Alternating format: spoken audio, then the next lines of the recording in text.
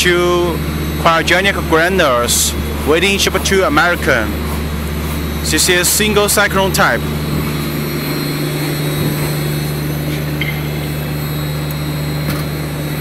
And this is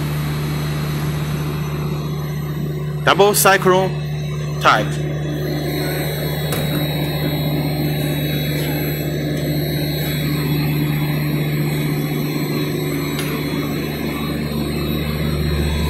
And this is materials needed to be ground.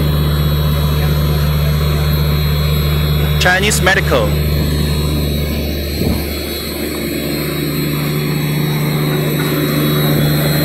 These machines use liquid nitrogen.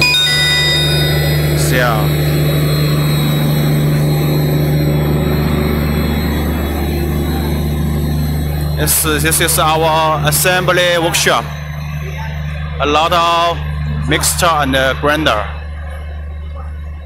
Graduator also. And let me show you the discharge finesse. Oh, it's cold.